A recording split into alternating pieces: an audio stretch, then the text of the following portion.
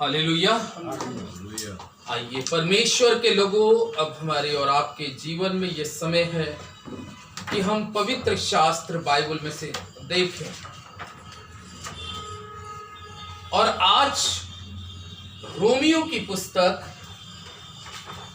उसका 12वां अध्याय निकालेंगे। परमेश्वर के पवित्र वचन में से पढ़ने के लिए रोमियो की पुस्तक 12 अध्याय और पहला पद, यहां पे बाइबल इस प्रकार से कहती है, इसीलिए हे भाइयों, मैं तुमसे परमेश्वर की दया स्मरण दिलाकर विनती करता हूं कि अपने शरीरों को जीवित,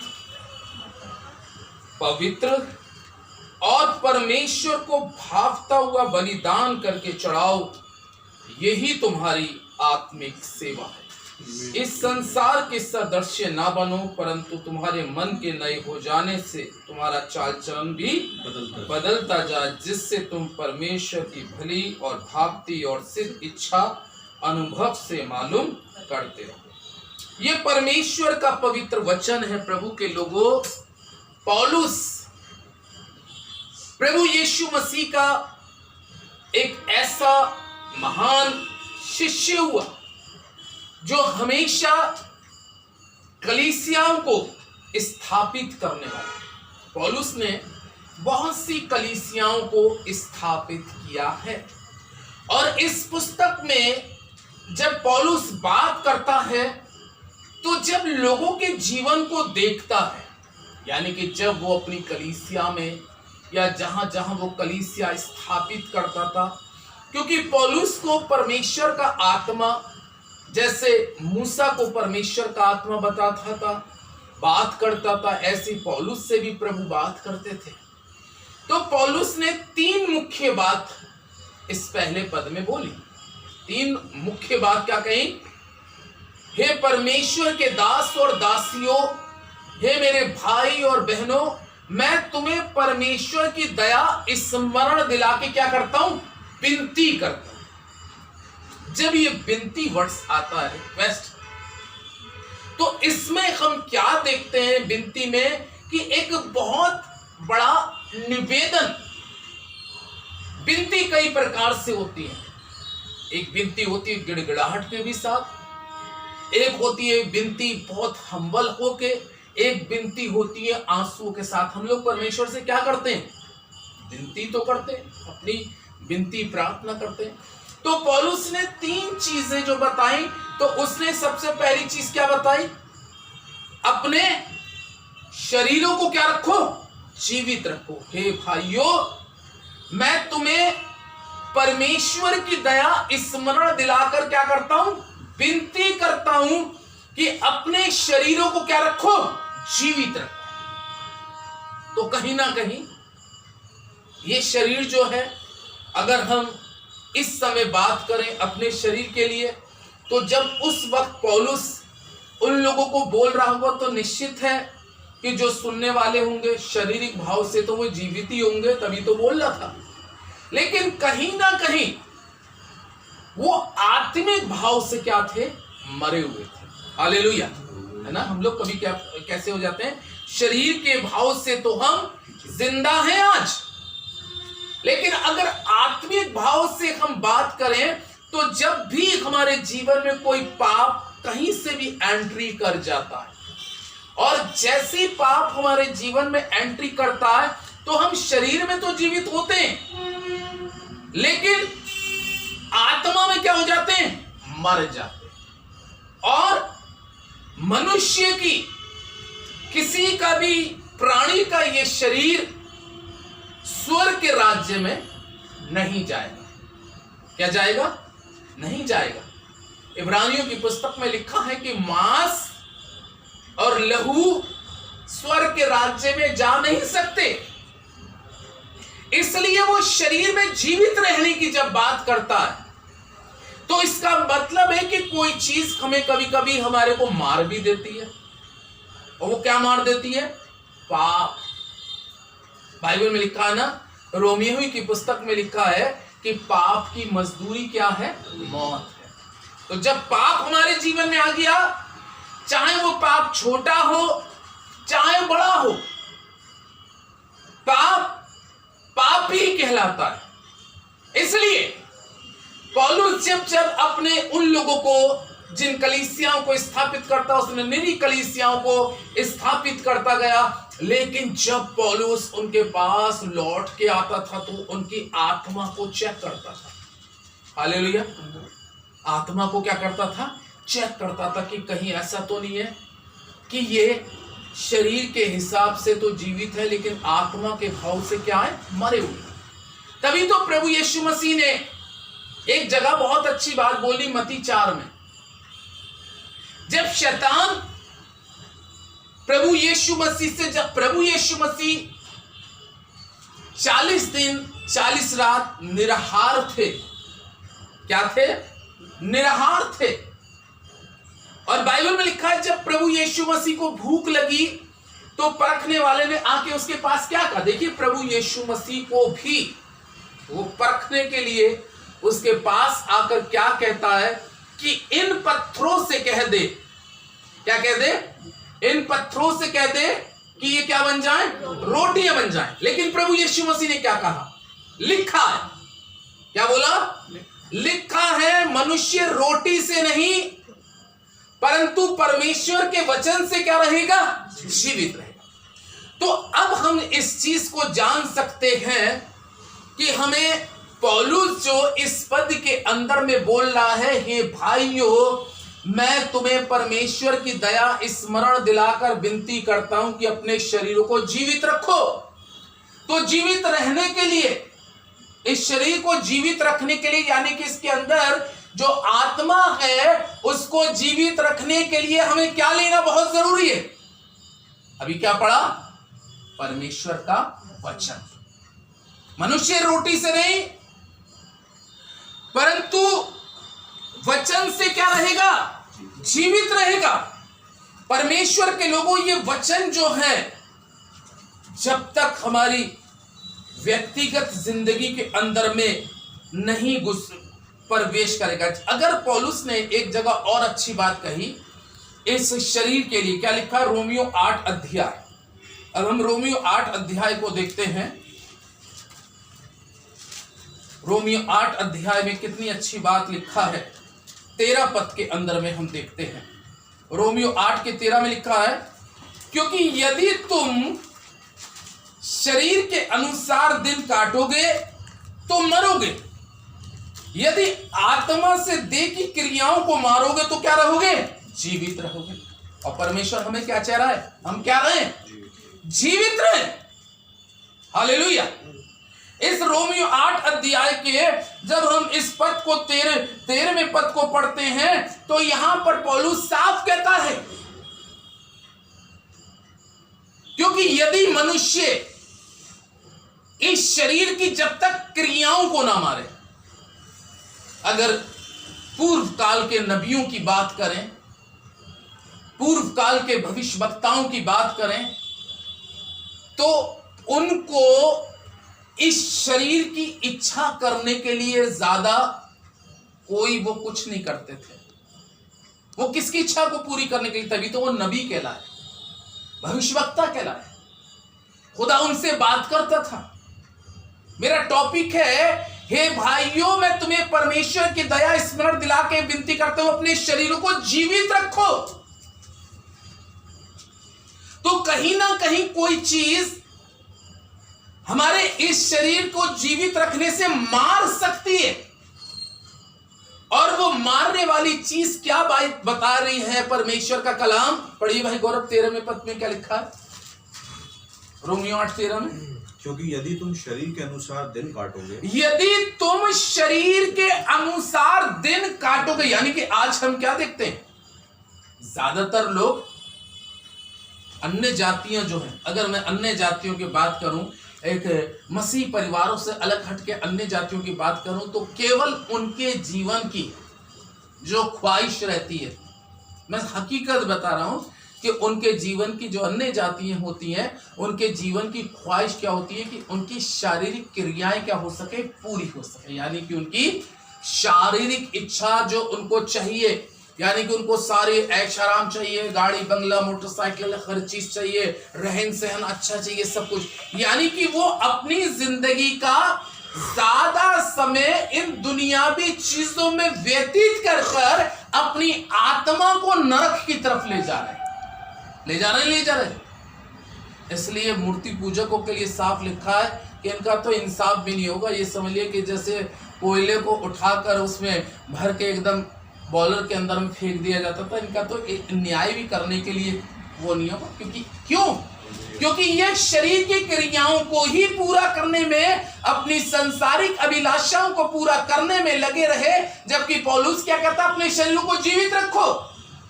यानी कि इन्होंने अपनी आत्मा को संसार की इच्छाओं को पूरा करने के लिए अपनी आत्मा को मारते गए, जबकि वचन कह रहा है कि मसीह यीशु खुद कहते हैं कि मनुष्य रोटी से नहीं परंतु वचन से जीवित रहेगा। लेकिन इन्होंने संसार की दौलत को ही ईश्वर मान लिया। अगर आप किसी गैर मसीह से बात करें, खास तौर से हिंदू से, तो वो पता है क्या कहता है, लक्ष्मी, धन, लक्ष्मी, और यूं कहते हैं अरे यही है सब कुछ। मैंने माना इस संसार के अंदर में पैसे की कीमत है जरूर, क्योंकि पैसे से इंसान अपनी जरूरतें पूरा करता है, उसको खाना पीना जरूरत है, लेकिन पैसे में अगर मैं कहूं जीवन, तो जीवन नहीं। हालेलुया, पैसे में जीवन नहीं है। जीवन अभी मैंने काय में बताया, वचन में जीवन है। वचन के अंदर से, वचन में से आप खाएंगे, वचन में से आप पिएंगे, तो आपकी आत्मा जीवित रहेगी। इसलिए पौलुस एनकरेज करता है उन लोगों को कि तुम शरीरों में जीवित हो जाओ। जब उन्होंने कहा हुआ शरीरों में जीवित हो जाओ, तो वो सोचने को जीवित कैसे हो जाए, हम तो जीवित तो हैं, हम जीवित तो हैं। लेकिन वो इस बात को जीवित रहने के लिए नहीं कह रहा, वो कह रहा आत्मा को जीवित रखने के लिए। साफ शब्दों में पौलुस कहता है, क्योंकि शरीर पर मन लगा, क्या लिखा है 13वें पद में, क्योंकि शरीर के अनुसार दिन काटोगे तो मरोगे, शरीर के अनुसार दिन काटोगे तो मरोगे, यदि आत्मा से देह की क्रियाओं को मारोगे, यदि आत्मा से देह की क्रियाओं को मारोगे तो जीवित रहोगे। तो कैसे रहोगे, जीवित रहोगे। हालेलुया। अब हमें आत्मिक बनना है, और जैसे जैसे हम आत्मिक बनेंगे, तो एक आत्मिक व्यक्ति की क्या पहचान होती है कि उसकी इच्छा सांसारिक चीजों पे ज्यादा नहीं जाती। हालेलुया। एक आत्मिक व्यक्ति की पहचान क्या है, कलाम में लिखा है राजा की पुस्तक में, जब एलीशा के द्वार पर नामान कोढ़ी बहुत रथ के साथ आया था, आपने पढ़ा होगा, दूसरा राजा 5 का ये रेफरेंस दे रहा हूं, कि जब नामान कोढ़ी एलीशा के दरवाजे पे आके खड़ा हुआ था, तो लिखा अपने साथ सोना लाया था, चांदी लाया था, अच्छे कपड़े लेके आया था। लाया था नहीं है कि मुझे क्या कर दे, शुद्ध कर दे। और उसने कहा कि जाके यर्दन में डुबकी लगा ले तो तू शुद्ध हो जाएगा। और बाइबल में लिखा है, हालांकि आनाकानी कर रहा था, लेकिन जब डुबकी लगा ली तो कह रहा है कि उसने कहा कि देख मैं चंगा हो गया, तो मेरे इस भेंट में से कुछ क्या कर ले, ले ले, रख ले अपने पास, सोना भी है, चांदी भी, तेरे लिए बहुमूल्य चीज लाया हूं। लेकिन उसने आत्मा के द्वारा शरीर की क्रियाओं को क्या कर दिया था, मार दिया था। हालेलुया।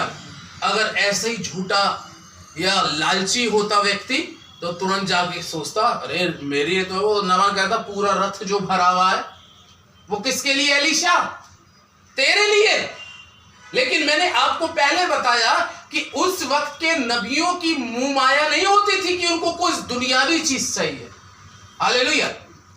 जो वो खुदा के साथ अपने रिलेशन को जोड़ते थे, संबंध जो जोड़ते थे, अपना जीवन परमेश्वर के साथ जो जोड़ते थे, वो अपनी आत्मा को जीवित रखने के लिए क्रियाओं को मारते थे।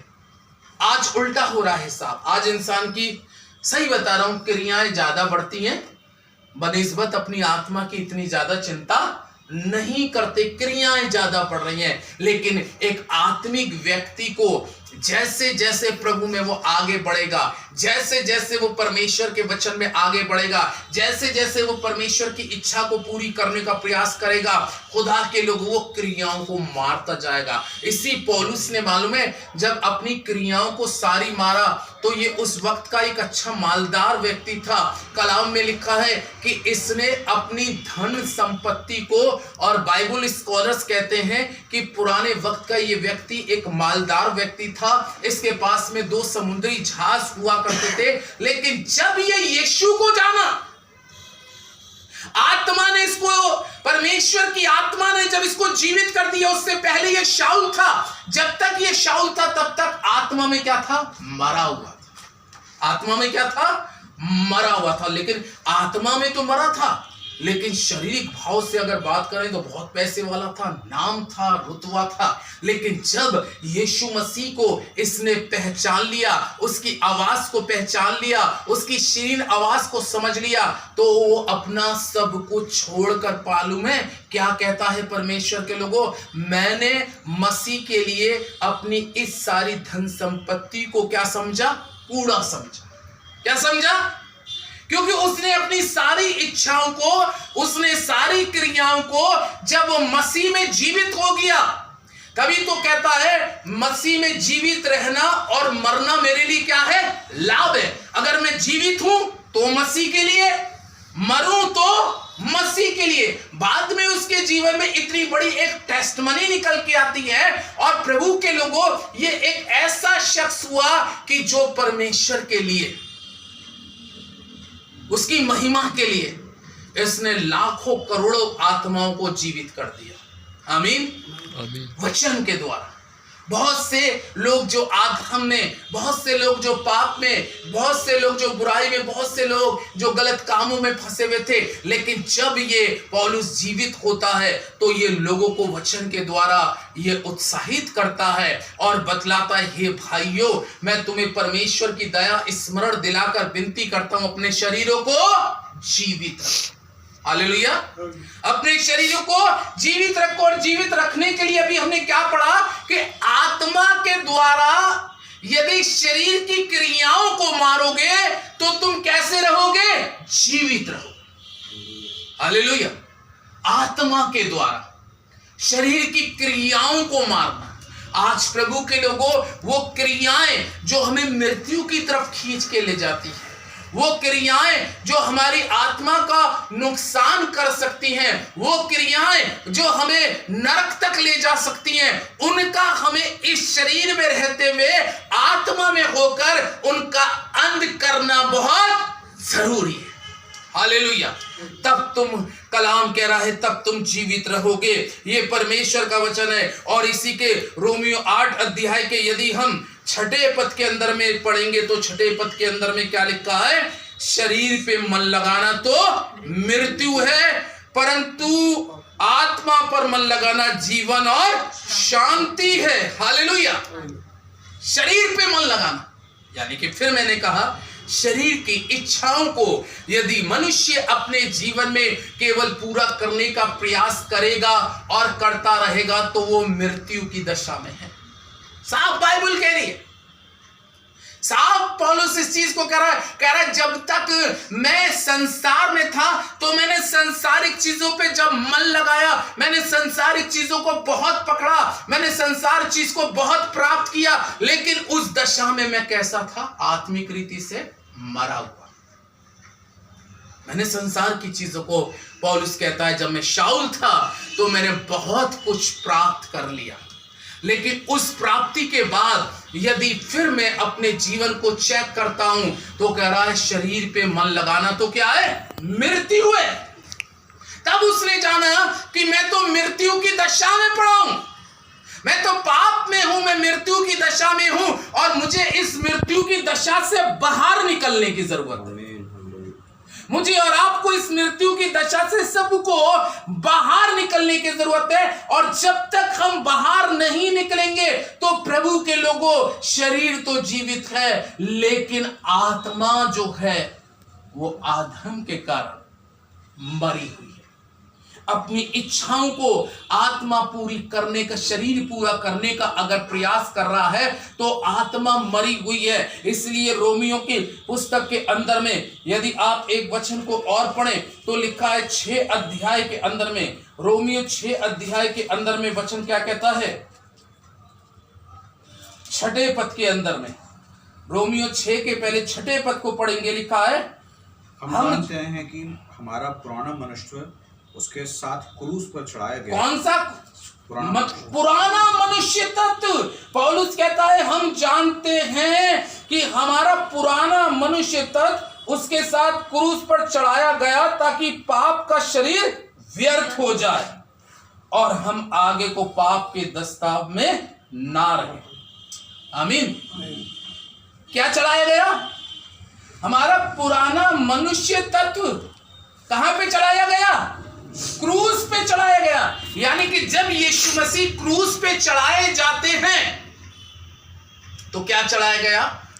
हमारा पाप, हमारी इच्छाएं, हमारी अभिलाषाएं, जिसने हमको इस शरीर में प्रवेश करने के बाद में हमारी आत्मा को मार रखा था और हम सब के सब ने, कलाम में लिखा, पाप किया और पाप के कारण जो है हम मृत्यु की दशा में पड़े थे। लेकिन पौलुस कितनी अच्छी बात कहता है, मेरा पुराना मनुष्य तत्व कहां चढ़ाया गया?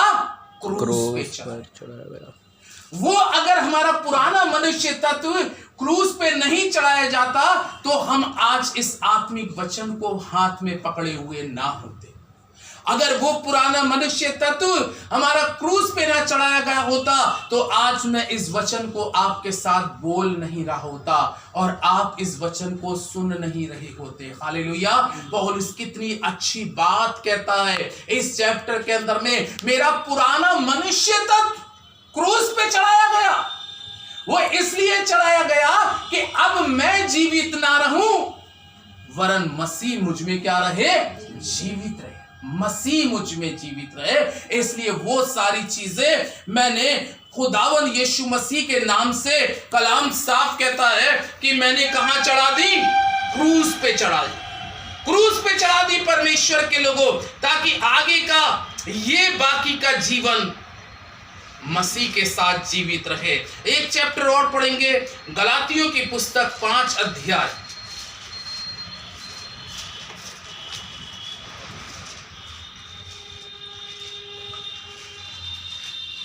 अब देखिए परमेश्वर का कलाम, गलातियों 5 अध्याय के अंदर में 24वें और 25वें पद में क्या कहता है? गलातियों 5 का 24-25 पद, और जो मसीह यीशु के हैं, किसके? और जो मसीह यीशु के हैं उन्होंने शरीर को उसकी लालसाओं और अभिलाषाओं समेत क्रूस पे चढ़ा दिया। काय पे चढ़ा दिया? क्रूस पर। और 25वां पद क्या कहता है? यदि हम आत्मा के द्वारा जीवित हैं तो आत्मा के अनुसार चलेंगे। अब हम जब 24वें पद को हम पढ़ते तो बहुत अच्छी बात कहता है, और जो मसीह यीशु के हैं उन्होंने शरीर को उसकी लालसाओं और अभिलाषाओं समेत क्रूस पे चढ़ा दिया। जब हम उन चीजों को क्रूस पे चढ़ाते तब हम जीवित होते हैं, और जब तक ये चीजें हमारे अंदर में होती हैं तब तक हम कैसे हैं? मरे हुए। हालेलुया। ये चीजों को हमें क्रूस पे चढ़ाना बहुत जरूरी है। और जब हम इसको क्रूस पे चढ़ाते हैं तो 25वें पद में पौलुस कहता है, यदि हम अब आत्मा के द्वारा जीवित हैं तो आत्मा के अनुसार चलेंगे। हालेलुया। जब हमने अपना पुराना मनुष्य तत्व क्रूस पे चढ़ा दिया तो पौलुस कहता है अब मैं जीवित ना रहा। जो चीजों ने मुझे मार रखा था, जिन चीजों ने मुझे बिल्कुल पाप में दलदल में धकेल रखा था, उन चीजों को मेरे यीशु ने क्रूस पे चढ़ा दिया। और अब उन अभिलाषाओं को जब मैं क्रूस पे चढ़ा चुका हूं तो अब मैं जीवित हूं और आगे मैं मसीह के लिए जीवित रहकर उसकी इच्छा को पूरी करूंगा। जब पौलुस जीवित हुआ तब वो लोगों को बता रहा है, तब वो लोगों को समझा रहा है, हे भाइयों, मैं तुमसे परमेश्वर परमेश्वर की दया स्मरण दिलाकर विनती करता हूं, अपने शरीरों को तुम भी कैसा रखो, जीवित रखो। और जीवित रखने के लिए तुम्हें अपनी लालसाओं को, अभिलाषाओं को, अपनी ख्वाहिशों को, अपनी इच्छा को, उन सब को जैसे मैंने कहां चढ़ा दिया, क्रूस पे चढ़ा दिया। मैंने उन सारी चीजों को क्रूस पे चढ़ा दिया, ताकि अब मैं जीवित नहीं रहा, आगे को मसीह मुझ में क्या है, जीवित है। जब पौलुस के अंदर में मसीह जीवित था, मसीह उसमें से बोलता था, मसीह अपना वचन उसमें से बुलवाता था, तब वो लोगों को इस चीज की गवाही दे रहा है, मैं तुमसे भी हम्बल और निवेदन बहुत दीनता नम्रता के साथ करता हूं, हे भाइयों अपने आप को तुम भी कैसे रखो, जीवित रखो। जीवित रखने के लिए मसीह हमारे अंदर होना चाहिए और वो सारी चीजें क्रूस के ऊपर में चढ़ जाना चाहिए। खुदा अपने कलाम पर आशीष दे, आमीन। दुआ करें।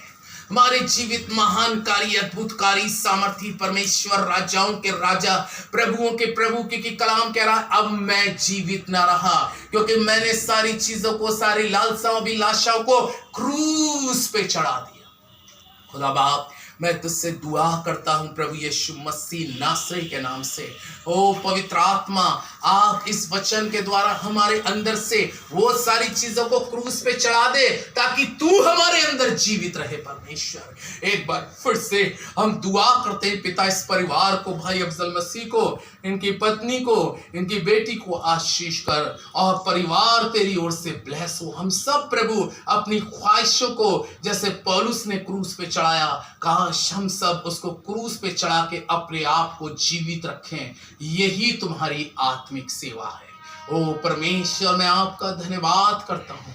एक बार फिर से इस परिवार को तेरे हाथों में सौंपते हुए दुआ को प्रभु यीशु के नाम से मांगता हूँ, आमीन।